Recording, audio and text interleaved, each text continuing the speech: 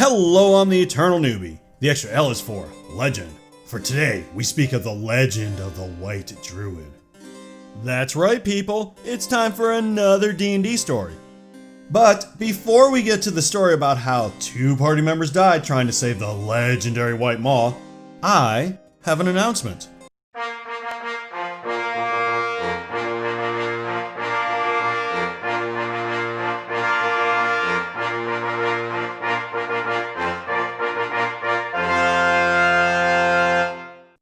With the end of 2020, yeah, I know, I've decided to go back to only doing Dungeons & Dragons content on this channel. So stay tuned, this channel is going to be story time and maybe some review type stuff. Oh, and if you happen to be one of the 3 or so people who like my Supernatural and Buffy stuff, I'm moving that over to a new channel. Biff the Temperamental Werewolf has his own channel now, but don't worry, he's still going to help with these stories. I love that character. Link is in the description if you want to check that channel out. Now, on to the story. It all started when one of our players had to drop out. You see, Meryl, the halfling who tried to heal by licking wounds, had a work schedule change. At least out of character, that was the reason. In character, we decided licking wounds probably wasn't the healthiest hobby, and he had to go recover. I really miss old Petri Dish. We sadly said goodbye, and the DM found a replacement. The DM and he had come up with a killer way to get him into the party. You see, we were traveling to a castle in a swamp and it run into about 8 lizard folk. They didn't like us and attacked. All of a sudden, a giant white crocodile attacks them. It's on our side! The lizard men are visibly shook. They look scared and mutter to themselves about the legendary White Maw. Hello, I'm Biff the Temperamental Werewolf, and most people will tell you it's not really a good idea to have a new character introduced this way. You don't want to come out of the gate with super high expectations. There are just so many ways it could go wrong. Like the legendary one might just fall down crashing through a wall. Maybe they used the wrong salad fork. Or, I don't know, to pull an example out of thin air, get attacked by 3 lizardmen because he isolated himself from the rest of the party and go down early in round 2, thus negating the air of wonder and mystery that has been building tensely for about 2 minutes. Personally, I ascribe to the other school of thought. Rickshaw's mistake was not setting high expectations, it was not going big enough. When I introduce a new character, I ask, nay, I demand, a full orchestra background, along with either a fireworks display, a group of adoring groupies, or my personal favorite, an explosion I can walk away from in slow motion without looking back. Followed by my catchphrase, would you like fries with that? I will also take winning an eating contest of some kind. Not gonna lie, it kind of fell flat. He should have really played to his strengths. Maybe not come in as a creature with 19 hit points. We beat the lizard man, and it's back to the trail to the castle, led by our new albino friend, whose name sounded like Rickshaw, so that's what I'll call him. You know, change the names to protect the innocent, blah blah blah. Now in this part of the module, we're supposed to fight our way through the swamp and get some much needed experience so we can level up before hitting the castle. Luckily for us, we don't have to because Rickshaw somehow gets us there encounter free. I don't really recall how. I think it had something to do with wild shape, but I gotta be honest, I zoned out a bit. Maybe all the monsters had heard about the legendary White Maw and stayed away? So we arrive at the castle, a bit underleveled, but we should be fine. We're an experienced party. What could go wrong? I mean, it's not like the first thing Rickshaw did as soon as we entered the castle was break the #1 rule of D&D or anything.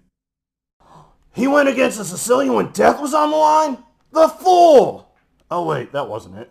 I remember, he split the party. You see, Captain Awesome decided to turn into a little lizard and go scouting. And go scouting.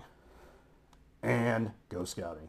Out of character, I think it took like an hour of real time. But I could be wrong, because I was too busy concentrating on the action.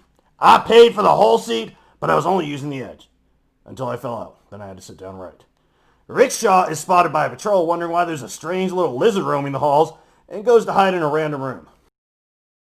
Said random room happens to be the stable and full of larger lizards, the kind that enjoy eating other, smaller lizards. He manages to escape, but not before getting knocked out of wild shape.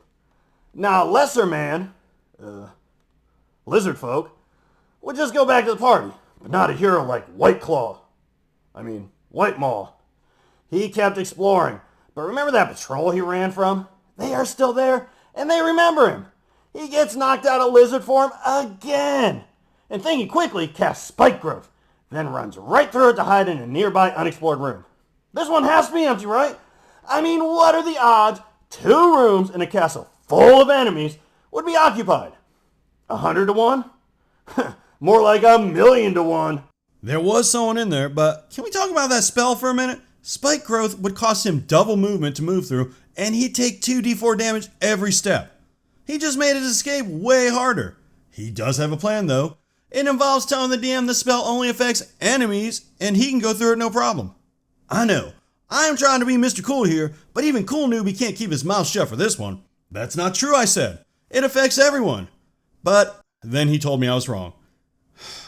You know, being kinder and gentler sucks. He's the White Maw. Of course little things like difficult terrain and spells don't affect him. He makes it to the door, and unfortunately, someone is in there. Darn that luck! Rickshaw puts up a great fight, a valiant effort, but he doesn't really last that long against the red-robed wizard that's inside, and he's captured. I don't blame him though, who could? Like anyone would know, splitting the already underlevel party and running into random rooms instead of taking the chance to run back to the party was a bad idea. Not me, that's for sure. In his defense, maybe he just didn't want to lead them back to us. But now, the rest of us have an interesting conundrum. Out of character, we know he's captured, and there's like 20 lizard folk and bullywogs out there, not to mention all the giant lizards and a red wizard. I.e., we ain't getting him out of there. But in character, we don't, so we decided to go see what's taking our druid friend so long. Seconds after we emerged into the main room, we're rolling initiative. I roll pretty well, going second in our group. Sweet, not last. I'm sure that'll have no bearing at all on the outcome of the battle. It totally had a bearing on the outcome of the battle. We fight for a round, and all these guys start showing up. By the time 15 enemies are in view, I figure it's time to get out while the getting is good. Our escape isn't blocked, we can just run away and maybe get Rickshaw another time. So on my turn, I retreat, as does everyone after me. Y'all remember how I was second? First guy didn't have the same idea. He is basically boned, and just about surrounded. Sucks to be him, right? Later, Gator. See you in St. Louis, Screwy. But don't blame me. There's no way to get him out. The big lizards are just entering the fray. There are around 25 enemies in play, and the ranger is now basically surrounded. What kind of a chump would run back in and try and save him? I'll tell you what kind of a chump. If said chump's brains were dynamite, he couldn't blow off his nose. The wheel is spinning, but the hamster's dead. He couldn't pour water out of a boot if the instructions were written on the heel. He's all foam, no beer. He's dense as a bowling ball, but not quite as sharp. The lights are flashing, the gate is down, but that train just ain't coming. He fell out of the stupid tree and hit every single branch on the way down. He once tried to donate his brain to science. Science sent it back. Single-cell organisms could tutor this guy. You get it? Alright, one more. I'm talking about the type of person who would starve an intellect devourer. Okay, fine. It was me. I went back to help the ranger. Osmond was based on a former rogue of mine. A good guy rogue. A real hero. You might remember that story. That one ended up watching his party slaughter a bunch of kobold children and elderly. Never again. Osmond is the type that would never leave a party member behind. And the type who stupidly wrote that into his backstory. And yes, I may have accidentally put that into my backstory. So, Osmond goes back, and long story short, now Rickshaw, the ranger, and the rogue are all captured. Time to roll up a new character. This time, I went a different route. What's the opposite of Mr. Goody Two-Shoes rogue? That's right, a wisecracking paladin forced into the family business who doesn't even want to be a paladin. I don't think I've cast a spell ever, but I sure love those smites. As for my intro, I had to go simple. It's not my fault. We were in a swamp. Have you ever tried to get an orchestra to row into a swamp? Yeah, they got a union. They ain't doing it. I row up in a canoe humming the 1812 Overture, having tracked Osmond halfway across the world because he owed me money. 3 silver to be exact. What? It's principle. That's how the druid, mixed in with a bit of our own stupidity, got 3 of us captured. We both ended up rolling new characters, and the druid never returned. The game is still going strong, and Graven, my new paladin, is quite good with the one-liners. What do you think? Do you have a story where you might not have made the exact best decisions or good decisions? Oh, let's just face it, where you made really crappy decisions like I did. Let me know in the comments. Also, if you like Biff, check out his channel. Link below. Thank you so much for watching, and remember, play your character. Don't let your character play you.